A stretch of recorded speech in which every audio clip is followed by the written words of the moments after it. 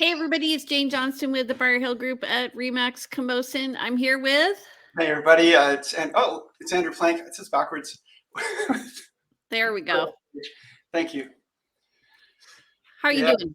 I'm doing great. Yeah, I'm doing really well, feeling healthy and wealthy, and well, maybe not wealthy, but wise. Maybe not wise. I'm doing okay. The weather is awesome. I'm enjoying the last few days. It's always You're enjoying the last few days of what? Of everything. Just, if you're going to enjoy something, enjoy the moment and enjoy, the last few days. I'm trying to be appreciative. How's real estate going for you? It's been actually funny for me because what I've realized, last year was a banner year. This year already is doing quite well, but not like last year for sure. and it's been a little bit more. I'm always a little self-reflective in terms of my business, and I tend to do work on my business rather than in it. So that's kind of interesting and fun. But yeah, somebody asked me the other day, do you love your business? Do you still love it after 15 years? One of my clients asked me this, and I said, yeah, I really, 16 is it? Okay, 16 years. Who's counting? Jane and I got licensed at the same time. So yeah, I still love it. There's times that I, find it frustrating and bothersome, and there's times when I just really, really love it. Most of the time, clients are amazing. Every once in a while, you get somebody that it's a little harder to work with. But overall, it's a really interesting business, and one of the things I really like about it is it's always different. There's always something different going on. Yeah, and always a different cat in the background. Yeah. I'm surprised there's not like more. Callie screams now when Sid chases her, and it's like a blood-curdling, horrific scream. So we're not murdering anyone here. It's just good times in the background. Awesome.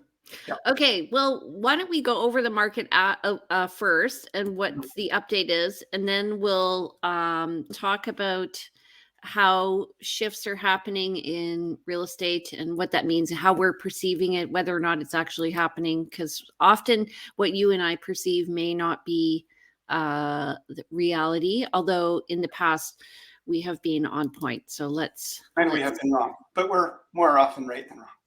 Yeah. Oh my goodness. So all of a sudden I cannot share because Google, have you got the stats? I will share them with you. Okay, Gmail, I've got the stats here. Let me see if I can pull this up and share a screen. Okay, well, I'll do the first part. So in terms of what's happening in the past week with the Victoria Real Estate Board, thank you. Mm-hmm. We have 637 net unconditional sales. That is down from last year, month to date. 1,116 as of. And keep in mind, today is April 25th, so we are well into the month. Yes. Yeah. New listings, 1,064, also down 30% from last year, which was 1,516 for the whole month. And active listings, we're at 1,305 compared to 1,454 for the month of April 2021. Now, in some of our past shows, we've talked about the active listings numbers, and they've been down closer to the 1,000 mark. Did they get under 1,000? Yeah, they did. I think that was around December. That's pretty common to have much less active listings, but we've been really, really low on listings, but they are starting to bump up again. The new listings you can see are still lower than last year. I'm just going back up what you just talked about, but I just want to briefly comment on them. But yeah, that net unconditional sales at 637 is definitely, that number is surprising and interesting. And it's spoken further in the next range, which we'll go into now, this lower one, Market Watch. So we've got 345 new listings in the past week. And that's that green bar, and compare that green bar to that half-sized almost purple bar, 189 pending properties. So in the last week, 345 properties listed, but only 189 went pending. Which explains the next one. Yeah. So then, and there's been 67 price decreases, which is again much larger number than we've been seeing for a while, and a higher proportion to those two numbers above as well that we've seen for a while. 4 price increases, 1 back on market. There are various reasons for doing price increases and properties coming on and off market. Sold, we've talked about in the past ad nauseum, but those are properties that changed hands. That doesn't really have to do with the market so much. It's just the timing of when the contracts were closing. 11 properties actually expired unsold. So they went through a full listing contract. Listing contracts tend to run about a month to 3 months. They can run up to a year or whatever, but most of the time they're a month to 3 months, I would say, and usually 2 to 3 months is more common. So 11 of those expired unsold. 3 properties withdrawn. Any comments on that, Jane? Yeah, so actually the minimum length of a contract is 60 days. I think they dropped that. Oh, did they? Yeah, I'm pretty sure they dropped that. Okay. Yeah. We do a minimum of 4 months, and we fully expect to sell before that, but we do that just because we don't want to be signing paperwork halfway through when we're negotiating a transaction. But the expired is interesting to me because I've actually been working with some clients recently, and I noticed they were interested in a property, 2 of them actually, where the property was priced at a certain point, and then the agent dropped it below threshold. And I'm going to call it the tale of the 2 listing prices. So what's happening is often when you see the market, do you want to take that off? I can do that. Yeah. Often when you see pricing, and if you look at market value, and here's the top part of the market, and here's where like the main part of the market is. If an agent lists in the top of that triangle, before they were reaching an outlier, but I would say over the past 2 years, agents were still trying to list in that main part of the where the market value was, where the main people were looking. And what we're seeing now is some agents actually starting to list a little higher. And so then the listing stalls. And so when I talk about the tale of the 2 listing prices, one agent had listed at 1.5 something. And then they came back and they listed at 1.49. And when they listed at 1.5 something, they had crickets, like no action. When they brought it below 1, I think it was 1.489, they got 6 offers. Mm-hmm. And it sold for 1.6. Yeah. Are you yeah, exactly. Are you finding that you're having much longer sort of success orientation meetings with your clients, like when you're first getting started with buyers, having to explain the market and all of its peculiarities? I mean, it takes a long time. It's a very weird market, and so trying to explain to people that when you see a price point. So what I've been seeing, like what you're commenting on, there are people who are listing a property at a price it would sell at, but they're not getting offers, and then they lower the price to something that's a ridiculous price, and then they get a whole bunch of offers, and then we are. The thing is, I think people are entrained to and expecting the properties will go above market, and so it's become a self-fulfilling prophecy, and it's an unfortunate one. The properties are listing at unrealistic prices, and if you list at a realistic price, you're punished.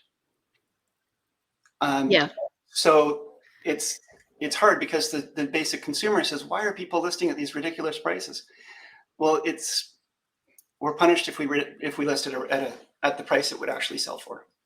But I was in the office. I mean, this goes to show that you really need to be with an agent who has the same philosophy as you.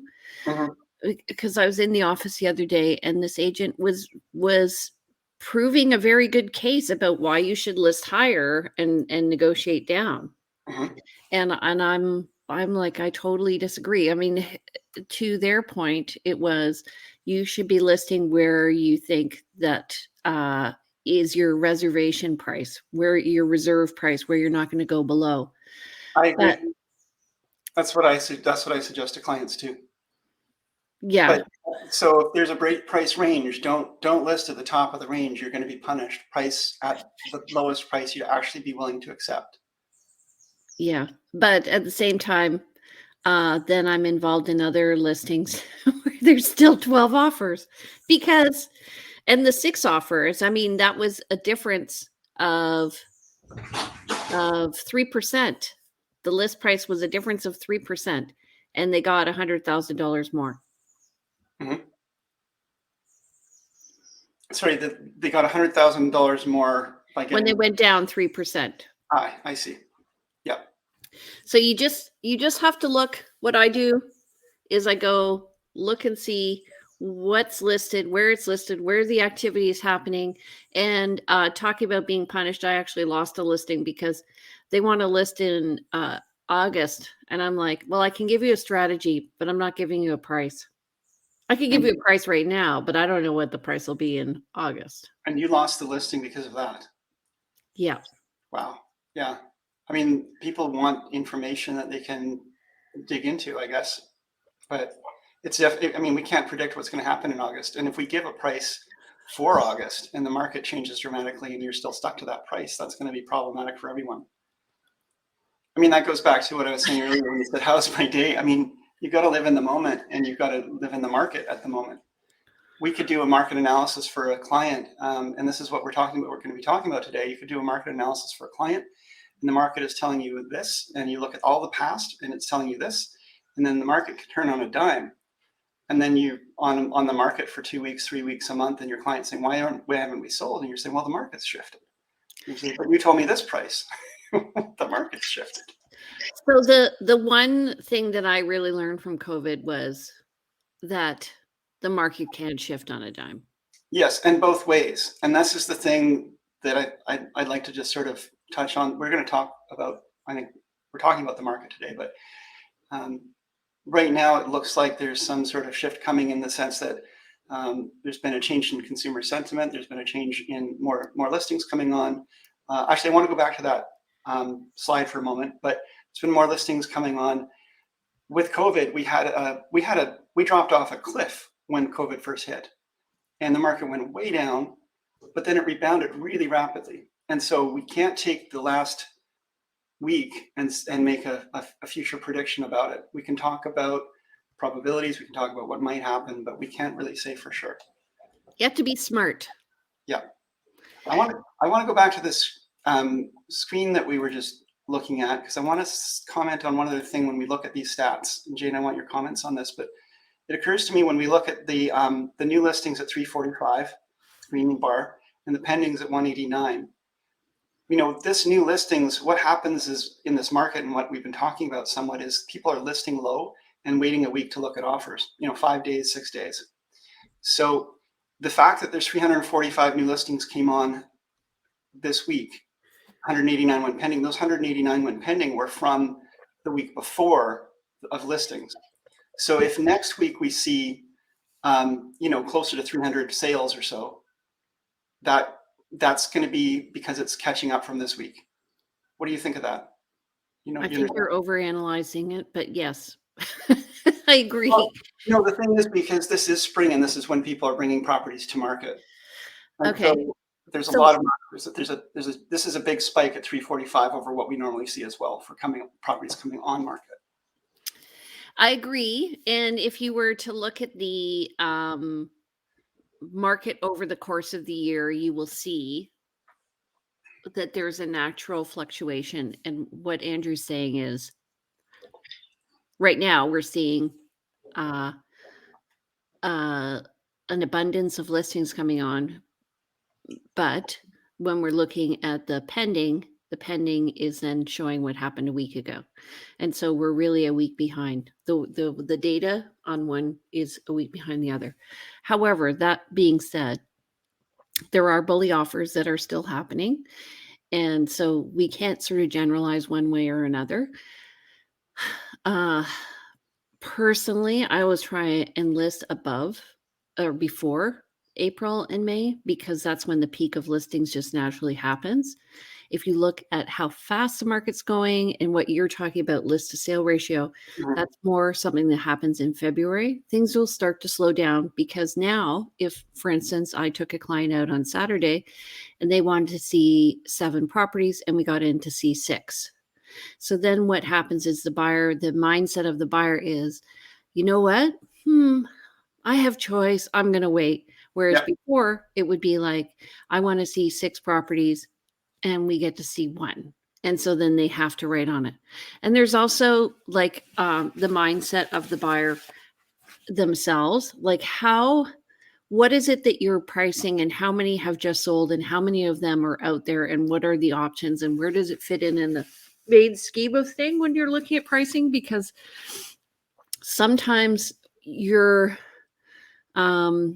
you just may be hitting a gap in the market and that is what's needed, and so it will go fast. You know what I mean?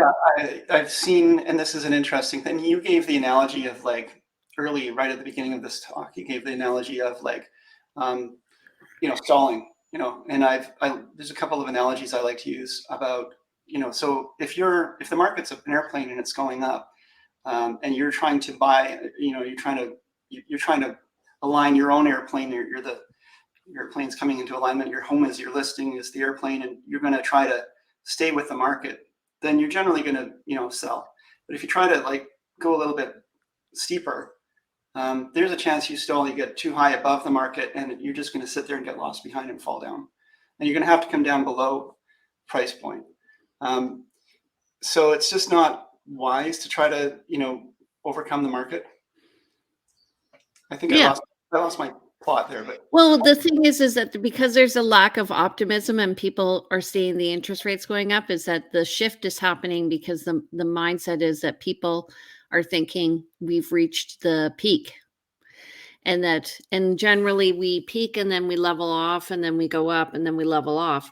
And we've done that like 3 times over the past 2 years. So now I think we're kind of at a leveling I think we're at a leveling off period. And so those outlier buyers at the top of the pyramid they're gone and we're more in the general. So what happens is instead of getting 20 offers on a property, maybe you'll get 2. yeah, yeah. And when the market is going up, it tends to diverge more too. Like you'll find little pockets or areas or price points will start to, somebody sells here and they've got a comparable at this price. So when the new listing comes in that neighborhood, they say, well, I'm gonna sell here because the market's up, and I'm gonna sell here and I'm gonna sell here. The market itself hasn't actually gone up that fast in the broader spread, but there's these areas where you get these spikes up and these kind of downs. And so I think Jane alluded to this, but there's sometimes opportunities in certain subsets of the market. It's hard to recognize them. There's sometimes opportunities, and there's also sometimes fallacies around price, where we look at the comparables in that area and say, okay, this is what properties in this area are worth. But when we look at a broader scope, we say, you know what, actually, this area just spiked a little bit. Well, it's like last year when I was looking with a client in Gordon Head, and in January, there was literally 1 property coming on the market once a week. And she would say to me, well, what's it going to go for? I'm like, I don't know. How many people are going to offer? Like there were 20 people offering on properties. And then 4 months later in April, different client looking at exactly the same product. There were 12 listings. We literally had our choice. And we went into multiple offers and I think the list price was like $968 or something. And before they were selling for 1.1, we got it for 976 or something like that. Like it, and it was just timing because there was choice. And so there were um more than one place for people to offer on.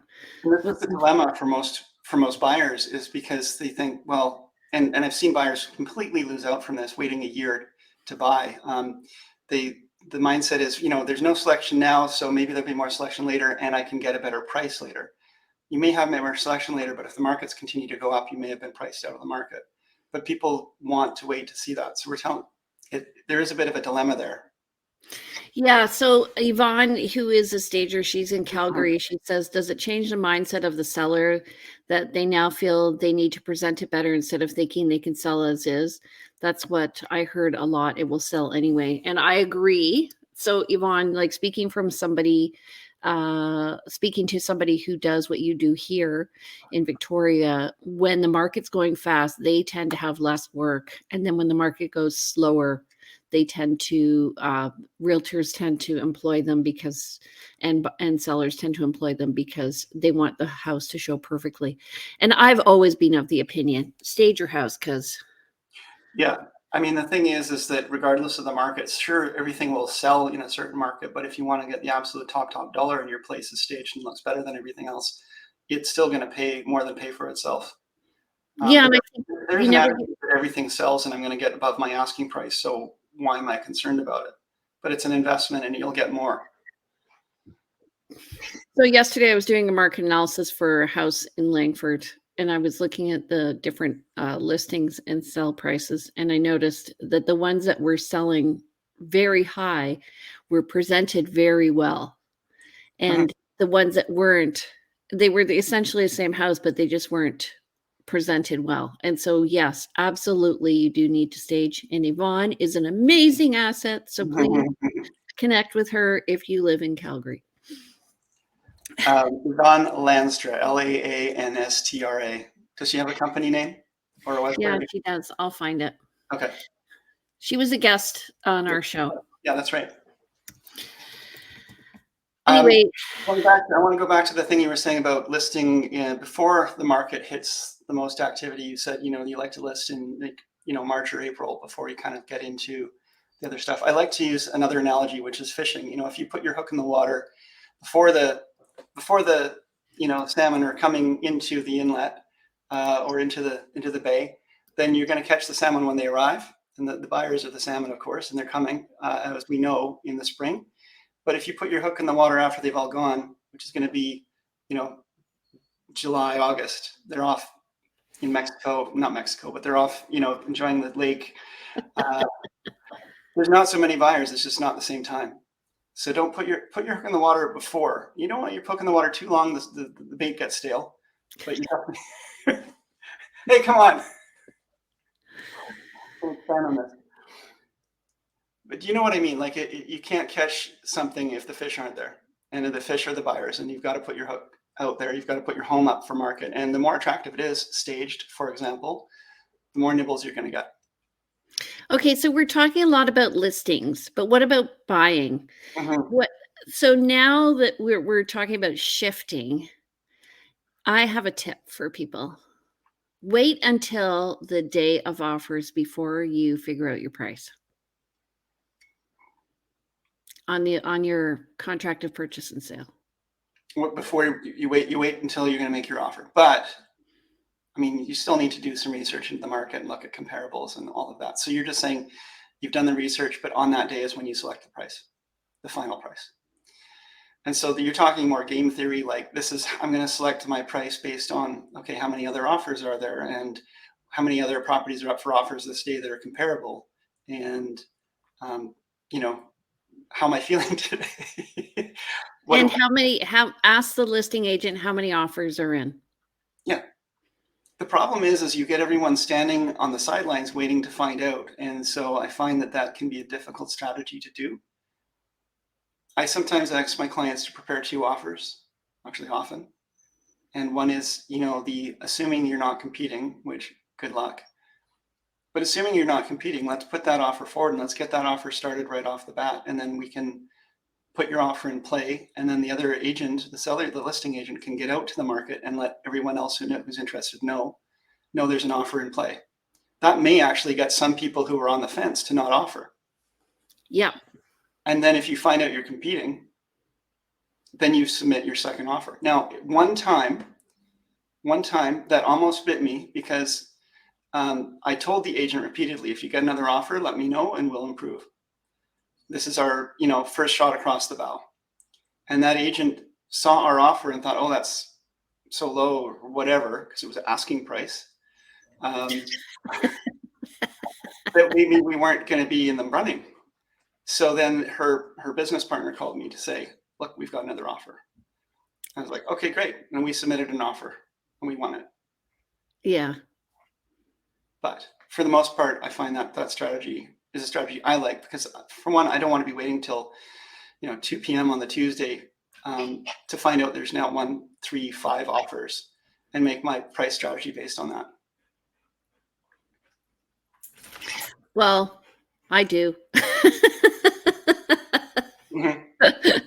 I do, because I just want all the information before I make the offer. But anyway, sometimes what I found being on the listing end is sometimes people don't ask the question, they submit an offer, and anyway. And they just let it ride. I find it funny that people assume they're competing, and sometimes they're not. And so you sometimes get an offer submitted before there's any competition that is unconditional and $50,000 above asking. How is that doing your clients a service if you're bringing that offer and then there's no other offers come to the table, or just one? So having the other offer in your back pocket, and yes, being able to shift at that moment, but you are ready to go. And so if there's some information that comes to light, absolutely, I'm calling my clients. I'm saying, look, this is what's happening. What do you want to do? Let's move our offer around a little bit. Yeah, and buyers, keep your cell phones on. Oh, great. There's nothing worse than, or even sellers, there's nothing worse when you're dealing with an offer and all of a sudden, you have information you have to pass on. You can't get in touch with them. Mm. But anyway, it's so there is a shift going on. There are possibly more properties on than previously. I mean, it's still, if this had happened 2 years ago, then we would have said this is an excellent market. So we're just a bit jaded, I think, now, because we have so much experience. What does Karen, our president of the board, have to say? Perhaps the buyer really wants the property, Andrew, and doesn't want to compete, so submits their highest and best offer immediately. Correct. And also, sometimes maybe they have a history of not winning in the past, and so then they submit and they just go all guns a-blazing. Right. But if there's no other offers in, why are you going to put in the highest and best offer?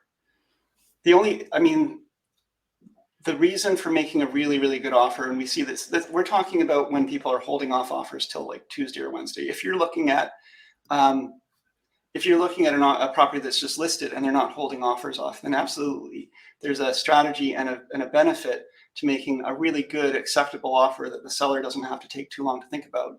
So there's not an intervening offer.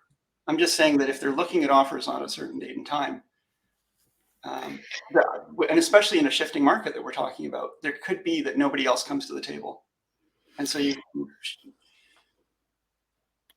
well, I think also sometimes people know that sellers are listing expecting more, and so the buyer may offer more because they think, and this has happened where the contract has been altered and the seller won't accept a lower or asking price. Yeah, and that happens too.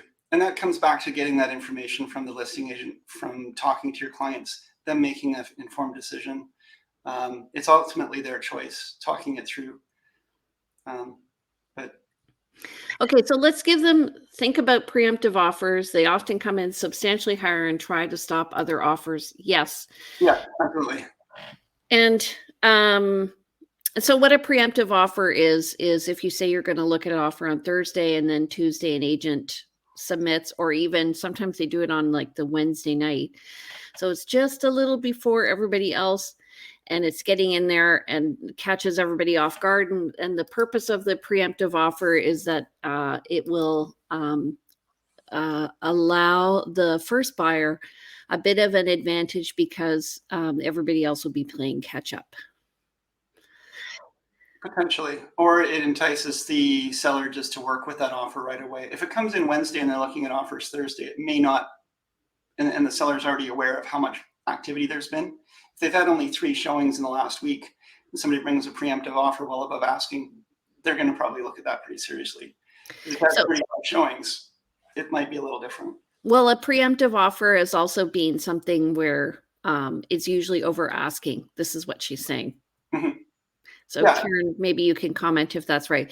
And generally they tend to be about 10% over asking. And the reason for that is because the buyer's saying, okay, well, if I offer you 10% over asking, I'm thinking you're going to take this offer because this is what you're likely to get in multiple offers anyway. And I just want you to consider my offer only. And that preemptive offer is usually not open until the Thursday when they're looking at offers or what have you. It's got a limited time span. It's got an expiry date, and the seller has to think about whether or not that buyer is going to be back at the table with everyone else and if they're going to get better. And people sometimes roll the dice and win, and sometimes roll the dice and lose around preemptive offers. Right. And so if you don't want a preemptive offer, you can tell your agent you don't want it. You sign a piece of paper and they let everybody else know. And if you are considering preemptive offers or whatever, I mean, I would say don't say no now that the market's shifting. So let's talk more about, we keep saying the market's shifting, the market's shifting. Why do we feel the market's shifting? What is going on with the market that we say it's shifting? And do we think that this is a long-term shift? You've mentioned and said, and I agree, we're probably more like arriving at plateau. We're probably looking at a time where there's going to be more inventory. We may be looking at a time when there's a shift in strategies. But why do we feel this way? What's going on in the market that makes us feel this way? So I work both sides of the market. It feels like when I'm listing a little higher, sometimes there are less showings happening. And I find that people are less likely to engage in multiple offers right now. And this is all dependent on list price. Okay. So this is working with the seller, and also I'm finding that for buyers, some of them are waiting to see, now that they see more product coming out, they're waiting to see what else is coming out. They might be able to get a better property than what they're seeing currently. Now, we always see in the spring more property coming out and more inventory coming. So this is not uncommon to see more inventory at this time of year. And we often see a bit of a pause, right? But we're also hearing, and the media is telling us that, there's certain markets are overpriced or, reaching a really unaffordable level, Vancouver, Toronto, Victoria. We're seeing news from, we're seeing communications from the federal government about a cooling off period. We're seeing interest rates rising, which is going to be causing a shift for buyer affordability and for people maybe even holding their own mortgages and so forth and making all of their payments. So we are seeing some shifts that are fundamental to the marketplace, and that is affecting consumer sentiment. And consumer sentiment is what drives the market. The market could be, there could be all kinds of really poor markers in the market. I forget, poor what's the word? Help me out here. Indicators. Indicators. Thank you. I couldn't come up.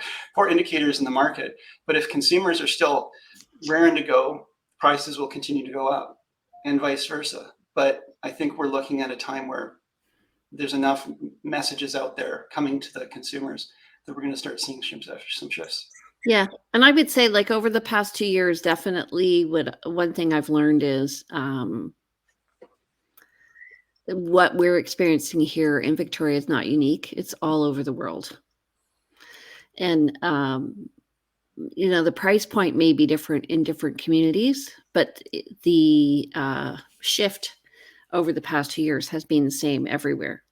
So when you compare us to London, England, or whatever, we may not be in their price range, but the shift has happened there. Same thing with all over the States from my clients. So everybody's just trying to adjust. All we're saying is really, like, put your ear to the ground, listen to your agent, take their advice, and we're offering tips and tricks. I know many people on here are agents who are watching us. So just play it smart, and don't spend extra money if you don't have to, and be smart. I think, the thing is you can look at this like, if the market shifts, how do we deal with that? If the market doesn't shift, how do we deal with that? What do we believe is going to happen here?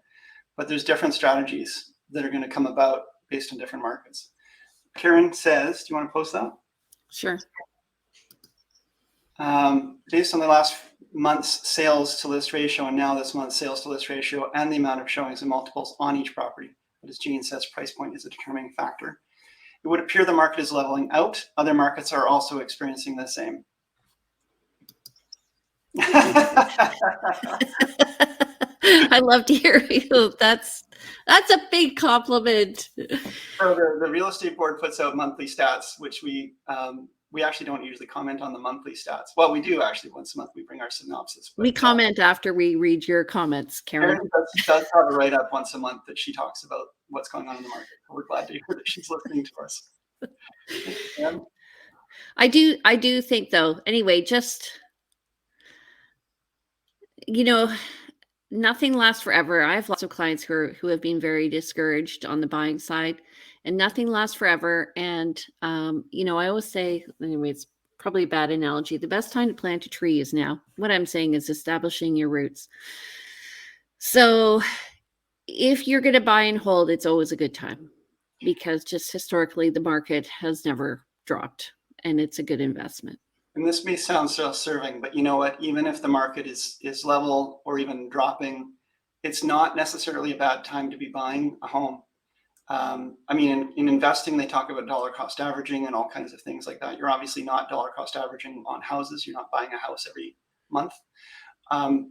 But what you are doing is buying yourself, if it's your primary residence, you're buying yourself a secure place to live as opposed to being in a rental.